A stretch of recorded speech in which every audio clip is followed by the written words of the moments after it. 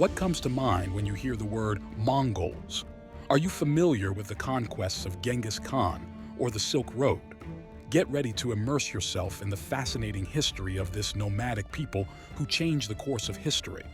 The origins of the Mongols go back to ancient times, when various nomadic peoples inhabited the steppes of Central Asia, between the Altai Mountains and the Gobi Desert. These peoples shared a culture based on herding sheep, goats, camels, and yaks, hunting and fishing. Their means of transportation and warfare was the horse, which they domesticated in the 2nd millennium BC. Their language belonged to the Altaic family, which also includes the Turkic and Tungusic languages. Their religion was shamanism, an animist belief that venerated nature spirits and ancestors and used shamans as intermediaries between the human and supernatural worlds. Among the nomadic peoples who preceded the Mongols were the Huns, the Xianbei, the Ruran, the Gökturk, the Uyghurs, the Kyrgyz, and the Uyghurs. These peoples formed various empires and kingdoms in Central Asia and sometimes expanded into China, Persia, India, and Europe.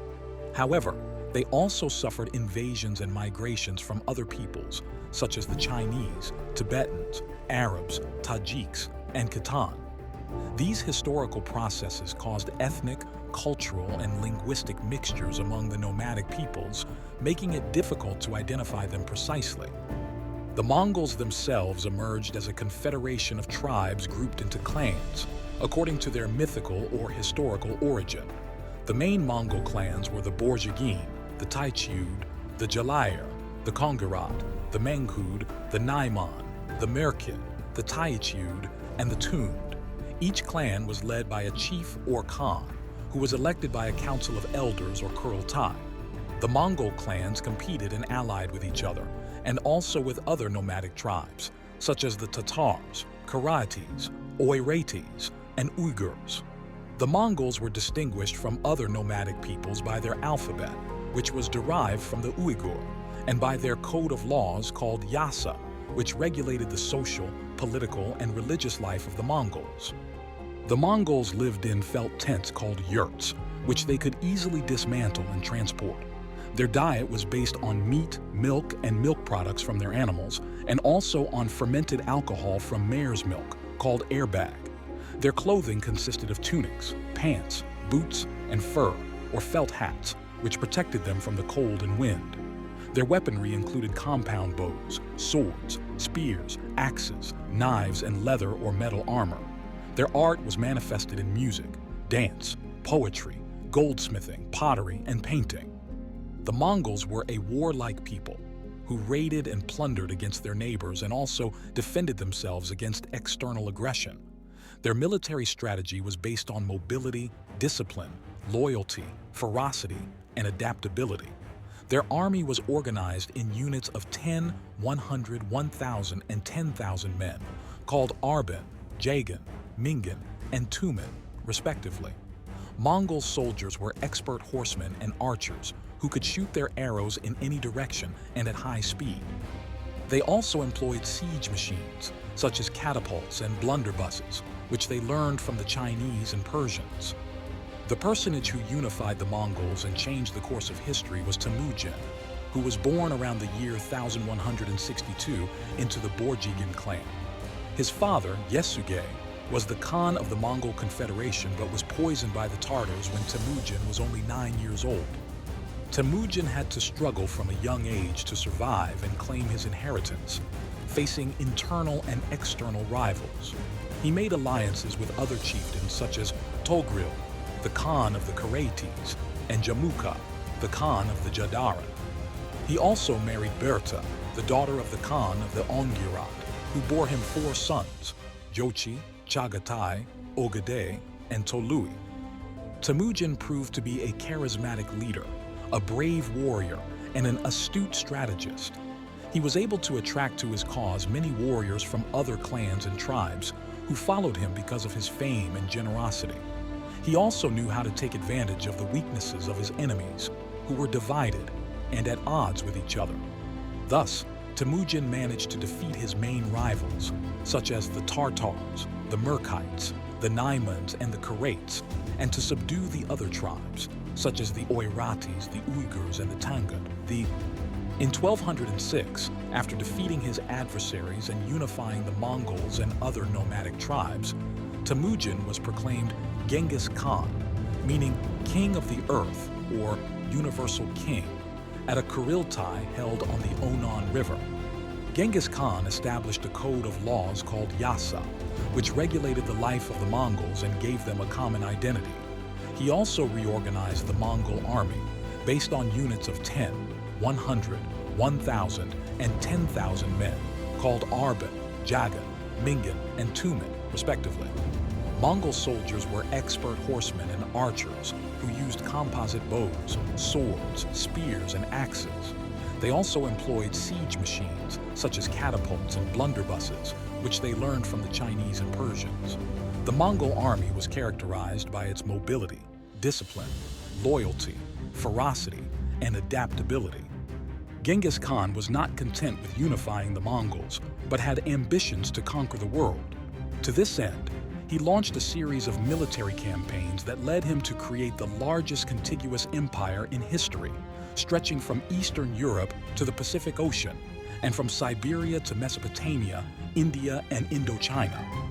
The Mongols burst into world history in the early 13th century, when a tribal chief named Temujin succeeded in unifying the Mongols and other nomadic tribes under his command. In 1206, Temujin was proclaimed Genghis Khan, meaning King of the Earth or Universal King, at a Kuriltai held on the Onan River. Genghis Khan then began a series of conquests that led him to create the largest contiguous empire in history, stretching from Korea to Hungary and encompassing China, Persia, Russia, and much of the Middle East. The Mongol Empire began its expansion from the steppes of Mongolia, gradually conquering vast territories in Central Asia, China, Russia, Persia, and Eastern Europe. Their army was known for its speed, innovative tactics, and ferocity, which enabled them to subdue much more numerous and powerful enemies. The Mongol Empire reached its greatest extent in the 13th century under the leadership of Genghis Khan and his successors, and came to cover some 24 million square kilometers, making it the second largest empire in history and the largest of the contiguous empires. The first major Mongol campaign was against the Jin Empire of the Jurchen, which dominated northern China. The Jin had conquered northern China in the early 12th century, defeating the Song dynasty, which took refuge in the south. The Jin oppressed the Chinese and demanded tribute from them. Genghis Khan took advantage of this situation and secretly made a pact with the Song to attack the Jin. In 1211, he began his offensive against the province of Xia, which was a vassal of the Jin. He then broke through the Great Wall of China, which was in poor condition, and besieged and sacked several cities, including Peking, which fell in 1215. The Jin retreated south, but were unable to resist the Mongol advance. In 1434, the last Jin emperor committed suicide, and northern China fell to the Mongols. Meanwhile, Genghis Khan had expanded his domain westward, invading Central Asia, where the Muslim kingdoms of the Karakitai, Khwarezmids, and Seljuks were located. These kingdoms had flourished thanks to the Silk Road, which connected China with Europe and the Middle East. However, they were also weakened by infighting and corruption. Genghis Khan sent an embassy to the Shah of Khwarezm, Muhammad Tezkin, to establish trade relations, but the Shah refused and had the Mongol envoys executed.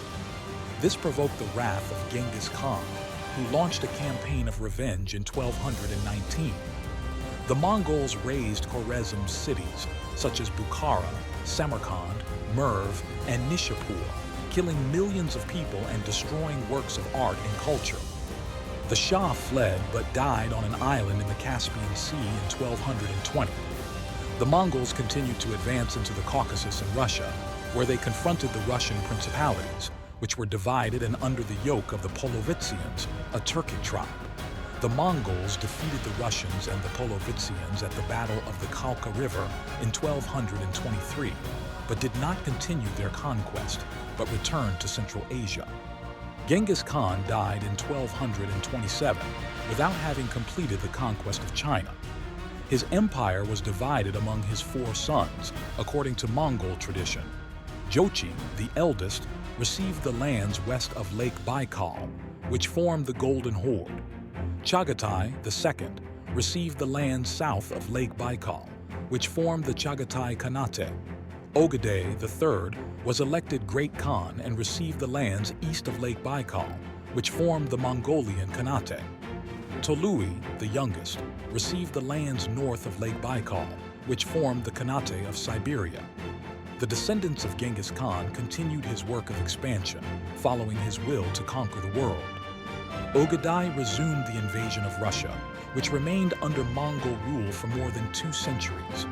He also attacked the Song in southern China, but was unable to defeat them. His successor, Gu Yuk, died in 1248, having achieved no great victories. The next great Khan was Mongol, the son of Tolui, who reorganized the empire and divided it into 4 major regions: China, Persia, Russia, and Turkestan.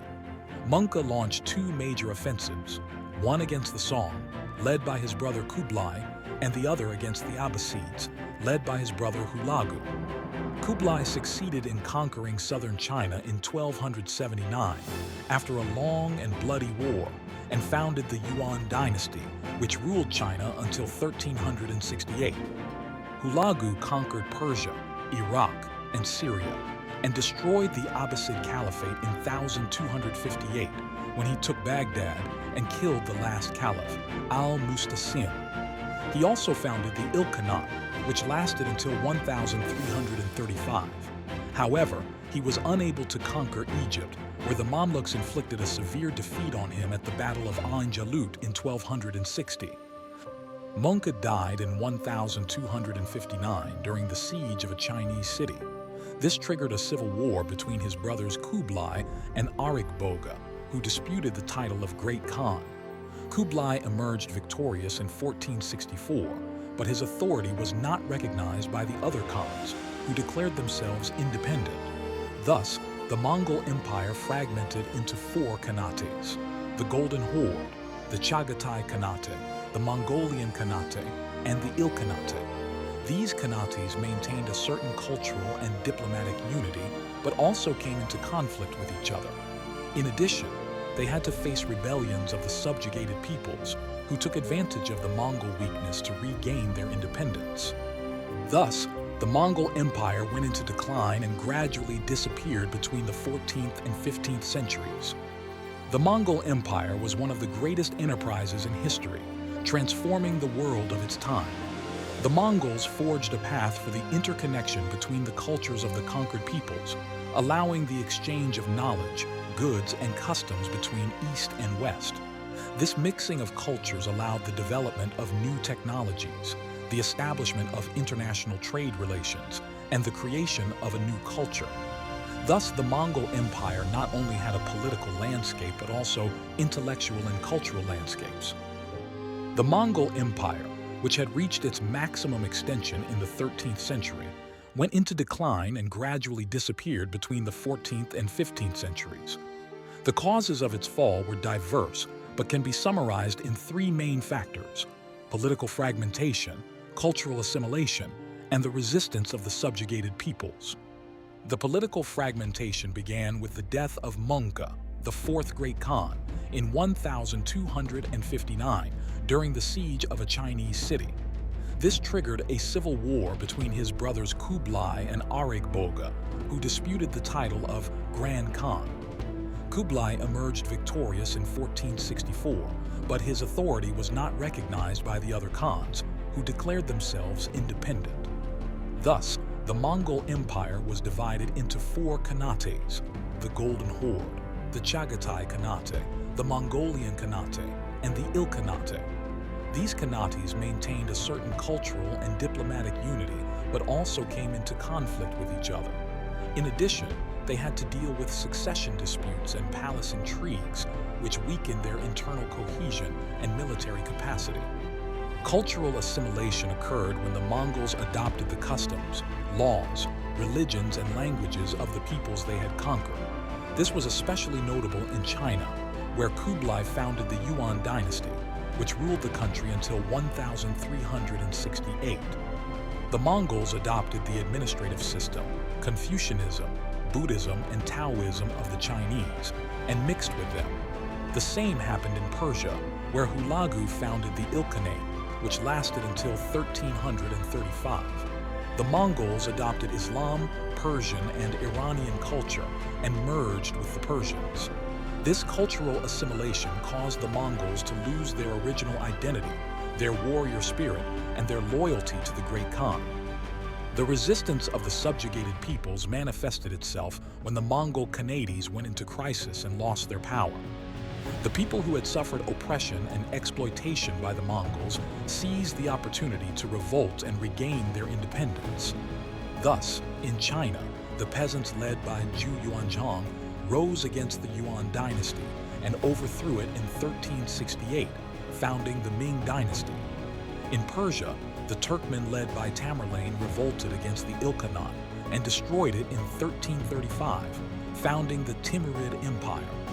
In Russia, the princes led by Ivan Mamum freed themselves from the yoke of the Golden Horde and formed the Principality of Moscow. In Eastern Europe, the kings led by Louis the Bear of Hungary faced the invasion of the Golden Horde and stopped it in the Battle of Mohi in 1241. Thus, the Mongol Empire, which had been the largest contiguous empire in history, disintegrated in 1368 due to the difficulties of holding together such a vast territory and to internal conflicts and succession crises. The Mongol Khanate survived a few more centuries but lost their influence and glory. The last Mongol Khanate to disappear was that of Mongolia, which was annexed by the Qing dynasty of China in 1691. This video has been created for Labyrinth of Crete. Thank you for joining us in a new adventure through history. See you next time.